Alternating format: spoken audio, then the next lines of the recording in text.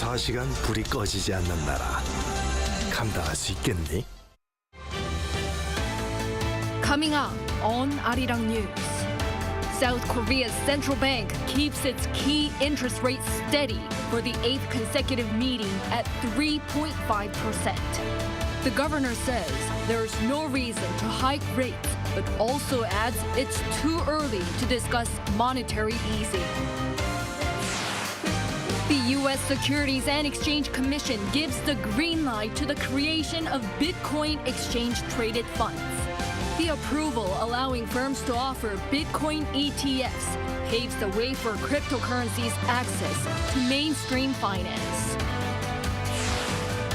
Military cooperation between North Korea and Russia comes under criticism at the latest UN Security Council meeting, while Russia denies the allegations.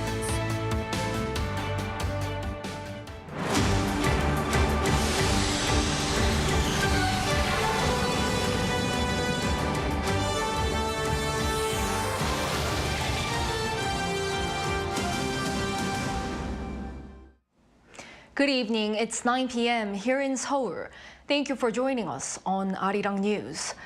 We start with South Korea's central bank holding its policy rate steady for a year at 3.5%. Amid economic uncertainties and inflation still remaining high, the governor says there's no reason to hike rates. But he also adds it's too early to discuss monetary easing. Our correspondent Taeyoung leads us off. The Bank of Korea's monetary policy stance of freezing the key interest rate continued into the new year. Following the first Monetary Policy Committee meeting of 2024, the central bank on Thursday announced that it will keep the rate unchanged at 3.5%. Although there's a continued slowdown in the inflation rate, it still remains at a high level, and there's significant uncertainty in the outlook. Therefore, we have decided to keep a tightened monetary policy and continue to assess the policy situation both domestically and externally. This is the 8th consecutive time that the BOK has decided to freeze the rate. The base rate was raised to 3.5% in January of last year and has remained at that level since February, following 10 consecutive rate hikes to tackle inflation. Analysts mention concerns about high interest rates due to risks in real estate project financing as factors that have deterred the BOK from further rate hikes. Higher interest rates and increasing construction costs have led to project delays, creating challenges for firms to repay their project financing loans. Taeyoung Engineering and Construction, the 16th largest of those firms in Korea in terms of construction capacity, applied for a debt restructuring program late last month due to a liquidity shortfall as the company struggles to repay real estate project financing loans. Cutting rates immediately would be difficult. Rising household loans up for the 9th straight month in December are a factor to consider before cutting the rate. As explained during the press conference, the BOK's cautious approach to rate cuts is driven by concerns about potentially reigniting expectations of inflation and stimulating real estate price rises. As the U.S. Federal Reserve indicated rate cuts in 2024, the market's focus is now on the timing of rate cuts from the Fed and the BOK. Due to still high inflation in the U.S. and the lingering global economic uncertainty, it's expected that the Fed's rate cuts may not be discussed until the latter half of this year. The cut could be smaller than anticipated, and the timing depends on various factors, including the job market in the U.S. The BOK governor said that future decisions on the interest rate will depend on the Fed's monetary policy, global oil prices, and domestic inflation, adding that rate cuts in the next 6 months are unlikely. Taeyoung, Arirang News. President Yoon has underscored the government's role in the country's economy to ensure fair and effective competition while also providing support to those that may need to get back on their feet. This as he invited the National Economic Advisory Council for lunch on Thursday at his office and gave the appointment letters to 4 new members. Saying everyone should enjoy a good economy, Yoon requested objective advice from the council. The National Economic Advisory Council, as a constitutional institution, is comprised of up to 30 economic experts chosen by the president. The members report directly to the president and advise on the nation's economic policy concerning macroeconomy, livelihoods, and advanced technology. Shifting gears, the U.S. Securities and Exchange Commission gives the green light to the creation of Bitcoin exchange-traded funds. The approval, allowing firms to offer Bitcoin ETFs, paves the way for cryptocurrencies' access to mainstream finance. Our Moon Hae-ryun explains. On Wednesday, the U.S. Securities and Exchange Commission approved the first U.S.-listed exchange-traded funds, or ETFs, to track Bitcoin. According to a notice on its website, the 11 companies that were approved to launch Bitcoin ETFs include BlackRock, ARK Investments, and Fidelity, and some are expected to begin trading as early as Thursday. The crypto industry has been beset by 2 years of fluctuating prices and a slew of scandals, but this move comes as a game-changer for Bitcoin, the world's most popular cryptocurrency. Previously, investors had to set up crypto wallets and accounts with crypto exchanges, in short, directly hold it to buy and sell Bitcoin. There will be companies which buy and sell Bitcoins based on their strategy, and they will have their own different little profiles and probably different profit rates as well. So what you're buying is part of that. But now they will have exposure to prices and such without the complication and risks of owning it directly, as crypto wallets are often prone to hacking. The SEC's announcement came with several protective measures for investors, such as requiring sponsors to provide full, fair and truthful disclosure about Bitcoin products and listing them on registered national securities exchanges designed to prevent fraud and manipulation.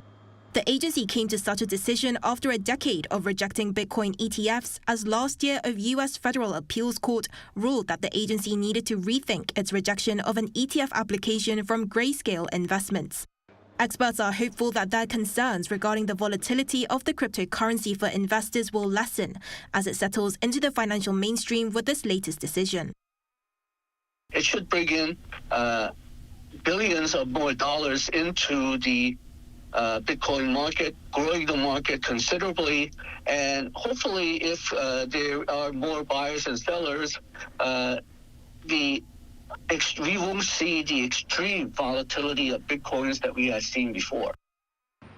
However, SEC's chair Gary Gensler remains a fierce skeptic of the crypto industry and clarified that this announcement did not in any way approve or endorse Bitcoin. He also warned that investors should continue to be cautious about the myriad risks that come with cryptocurrencies. Moon Hae-ryun, Arirang News. Moving on, at the latest UN Security Council meeting, South Korea and the U.S., along with other countries, strongly condemned North Korea-Russia arms transfers. This came just a day after some 40 countries released a statement condemning Russia using North Korean ballistic missiles in Ukraine. Our Kim Jong-sil tells us more. The U.S. during a UN Security Council meeting on Wednesday strongly condemned the arms exports from North Korea to Russia. It's abhorrent that a permanent member of the UN Security Council is flagrantly violating Council resolutions to attack another UN member state. South Korea's ambassador to the UN also condemned the North, saying that the missile launches provide valuable technical and missile insights to Pyongyang. By exporting missiles to Russia, the DPRK used Ukraine as a test site of its nuclear-capable missiles.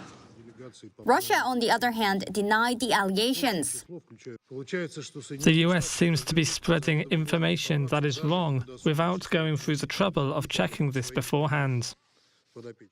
The meeting came a day after foreign ministers from around 40 countries released a joint statement on DPRK Russia ballistic missile transfers on Tuesday, condemning in, quote, the strongest possible terms the Pyongyang-Moscow arms transfers and Russia's use of North Korean ballistic missiles in Ukraine. The international condemnation came amid rising tensions on the Korean peninsula, with North Korean leader Kim Jong-un earlier in the week calling South Korea the North's main enemy, adding that he would, quote, wipe out South Korea if it attempts to use force. The South Korean government said Kim's words were an outdated tactic and a play on words. Experts said Kim may have tactical reasons for his strong remarks, especially with the younger generation showing a growing interest in South Korean culture, and he may want to create internal cohesion by escalating animosity. South Korean Defense Minister Shin Won-sik, in an interview with Yonhap News Agency, said there's a possibility North Korea will export its close-range tactical guided missile to Russia. The minister also added that Pyongyang may test-fire its intermediate-range ballistic missile within the month. Kim Jung-sil, Arirang News. Turning to the crisis in the Red Sea. The US and the UK have warned of military action against Yemen's Houthi rebels for their largest attack in the sea. Lee Seung-jae has the latest. Both the United States and the United Kingdom said Wednesday that they could take military action against Yemen's Houthi rebels after they repelled the group's largest attack yet on the Red Sea. Responding to the attacks, carrier-based jets and warships on Tuesday night shot down 21 drones and missiles launched by Houthis. The Houthis say they targeted a U.S. ship that they said was providing support to Israel, as they repeatedly claimed that any merchant vessels linked to Israel would be attacked in protest against Israeli offensives in Gaza. The latest Houthi attack was the 26th such attack on commercial shipping in the Red Sea since November 19th. During his trip to the Middle East, U.S. Secretary of State Antony Blinken said Wednesday that there will be consequences for continued Houthi attacks in the Red Sea. Again, all I can tell you is that, as we've made clear, and many other countries made clear, there'll be consequences for the Houthis' actions. We've also repeatedly tried to make clear to Iran, as other countries have as well, that the support that they're providing to the Houthis, including for these actions, needs to stop. Meanwhile, Blinken on Wednesday met Palestinian Authority President Mahmoud Abbas in the Israeli-occupied West Bank following meetings with Israeli leaders. During the meeting, the two discussed post-war plans for Gaza, including steps towards the establishment of a Palestinian state. The U.S. envoy also discussed efforts to minimize civilian harm in the Gaza Strip and increase the delivery of aid inside the war-torn region, expressing support for a Palestinian state and encouraging administrative reforms of the PA. President Abbas told Blinken that no Palestinians should be displaced from Gaza or the West Bank. Lee Seung-jae, Arirang News. South Korea's top court has once again ruled in favor of a Korean victim of wartime forced labor, ordering a Japanese company to pay a significant amount of compensation. Similar rulings were made in separate cases last month. Our foreign affairs correspondent Taeyoung E&C explains. Mr. Kim was taken from his home in Korea to Japan in March 1943. And was forced to work in a mill for Nippon Steel without being paid until he was able to return home in 1946, after Korea gained independence from Japan. He died in 2012, and the family of the late victim filed a suit against the Japanese company in 2015. On Thursday, South Korea's Supreme Court upheld the appellate court's decision, ordering Nippon Steel to pay 100 million Korean won, or about $76,000 in compensation to Mr. Kim's wife and their two children. The top court made similar rulings in separate cases in December, ordering Nippon Steel and other Japanese companies, such as Mitsubishi Heavy Industries, to pay as much as 150 million Korean won, or about $111,000 to each victim. But the Japanese companies are likely to continue refusing to pay, and the Korean government is expected to compensate the victims instead, using funds procured through a public foundation. Such a plan was announced earlier this year to improve relations with Japan. Since last March, following the announcement of our government's plan to resolve the forced labor issue, we have been paying the delayed compensation interest to the plaintiffs through the Foundation for Victims of Forced Mobilization by Imperial Japan. There's no change in our policy to continue making such payments in accordance with ongoing court decisions. Japanese companies have yet to pay the previously ordered compensation, claiming the statute of limitations has expired. But last month, the top court clarified that this would not be allowed. Taeyoung, Arirang News. In other news, the debt workout of South Korean construction firm Taeyoung Engineering and Construction has been given the go-ahead following a vote. On Thursday, the state-run Korea Development Bank and the company's creditors held a meeting to vote on whether the country's 16th biggest builder should be allowed to begin debt restructuring after a liquidity shortage due to real estate project financing loans amid high interest rates and a slumping property market. Over 75% of creditors voted in favor of the program being needed to move forward. The final results of the vote will be announced by the KDB on Friday.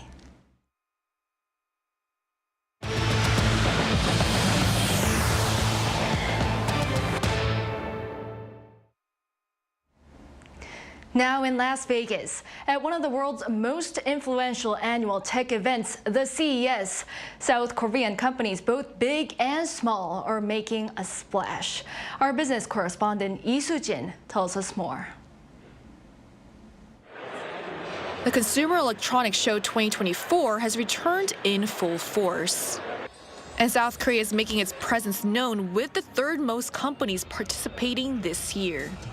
The energy is so, full and excitement, and I think everybody's just wondering, like, what are we going to discover? What's new? What's exciting? And in particular, for me, it's what do global companies bring? With AI taking center stage at this year's CES, Samsung revealed at the event the AI-integrated revamped robot companion, Bali. The new and improved Bali has built-in projectors that can stream phone calls and cooking videos onto the walls of people's homes. Another key theme was mobility, or more specifically, air mobility, as flying cars stole the show. Supernal, Hyundai Motors' advanced air mobility company, unveiled a prototype for its latest electric vertical takeoff and landing vehicle that is expected to be up and running by 2028. But it's not just big-name South Korean companies that are attracting attention, as a record number of South Korean startups were awarded innovation awards. Local startups also emphasized the importance of advanced technologies. We were able to win innovation awards in both the drones and unmanned systems and the human security for all categories, because the marine salvage and recovery market is becoming increasingly influenced by the robotics market. Sheco is a startup that develops environmental solutions, and its aquatic cleaning drone uses a rotor to direct water inside the device, where it separates the pollutants with mesh filters. It then discharges the purified water back into the ocean. Another startup that won an innovation award is The Little Cat, a digital pet healthcare company. It took home the accolade for its device that measures body composition in cats. The app shows various information such as the weight, BMI, fat and protein level, and recommends cat food based on the data. And for these startups, CES is important because it opens the door to more business opportunities. We've already had buyers and distributors from all over the world contact us thanks to CES. With CES drawing to a close, there's no doubt that South Korean companies have once again helped provide a closer look into the future of consumer technology. Lee Soo-jin, Arirang News. On the local front, South Korea's shopping and tourism festival, the Korea Grand Sale, kicked off today with the aim of attracting 20 million foreign tourists to the country this year. The host of the event, the Ministry of Culture, Sports and Tourism, says it'll run for 50 days until the end of February. More than 1,600 firms will be offering discounts and opportunities to experience Korean culture. That's the greatest number of companies to take part in this annual event since it first started in 2011. Tourists can save up to 91% on plane tickets and up to 80% on accommodation. Information on how to make the most of the wide array of benefits can be found on koreagrandsale.co.kr. Construction will begin during the first half of this year for South Korea's first specialized infectious disease hospital. The Korea Disease Control and Prevention Agency said Thursday that the facility will be used to treat people with infectious diseases at Joseon University Hospital in Gwangju in the country's southwest. The aim is to have construction finished by October 2026. Facilities such as these are designated under the Infectious Disease Prevention Act to respond to large-scale infectious disease crises and prevent them from spreading. The Ministry of Health and Welfare is set to build a central infectious disease hospital at the National Medical Center in Seoul, and the KDCA will build a total of 5 regional infectious disease hospitals. And in Seoul, an annual award ceremony took place recognizing those who made contributions in promoting South Korea's global image. Our Yoon reports. The Korea Image Award ceremony took place in Seoul on Wednesday. At the annual event, the Korea Image Communication Institute honors both domestic and international figures and organizations that have notably contributed to enhancing South Korea's global reputation. The Korea Image Stepping Stone Award was awarded to Genesis, Hyundai Motor Group's premium car brand, for promoting Korea's global image and prestige through its special brand experience. Last September, Genesis celebrated a significant milestone, having sold its 1 millionth car 7 years and 10 months after the brand's launch. Providing the most comfortable and safe form of transportation in the world is always our priority, so we always try our best to bring new technologies and perfect quality. World-renowned Swiss architect Mario Botta was presented with the Korea Image Stepping Stone Bridge Award in recognition of his contribution to introducing Korea to the world by designing award-winning landmarks including the Liu Museum of Art and the Gangnam Gyobo Tower, both located in Seoul. Another honoree was the globally acclaimed opera tenor Im Hyung-ju, who received the Korea Image Capstone Award for his achievements in the music industry, which has led him to be called the pioneer of Asian opera. Since his debut in 1998, he has set a record for having 19 out of his 20 solo albums reach #1 on Korea's classical album sales chart within a week of release, including his most recent album released in November 2023. While I still have much room for improvement, I've been very lucky to receive many awards, but this award, named a capstone, is especially an honor for me. The next winner was Laure Mafo, who moved to Korea from France as she fell in love with pansori, Korea's traditional musical storytelling. She received the Korea Image Flower Stone Award for promoting pansori not only in Korea and France, but also to the world. Each year, opinion leaders from a variety of countries gather at the ceremony with the ultimate aim of strengthening cultural bonds and promoting vibrant exchanges within our global community. Yoon, Arirang News.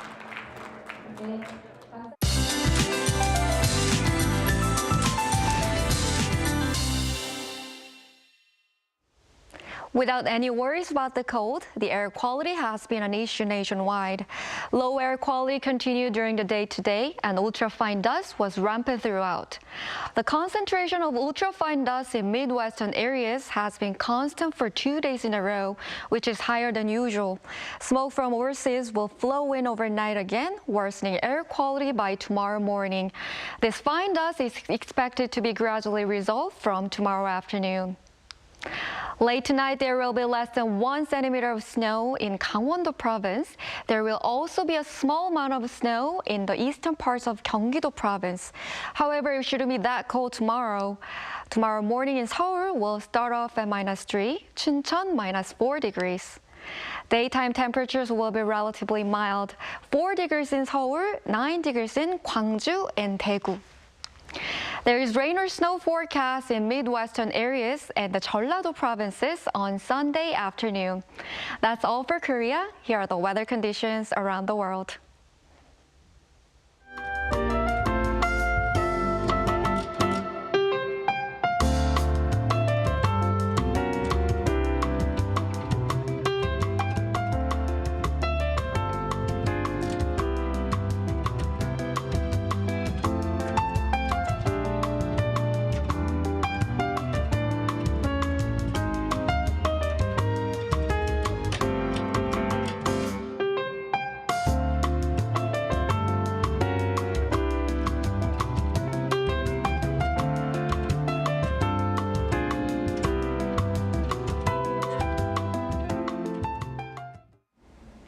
Well, that brings an end to this newscast. Thank you for watching. We'll be back at 10 p.m. with the AI headline news.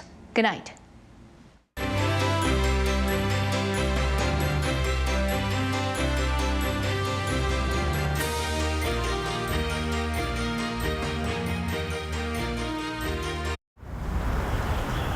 welcome.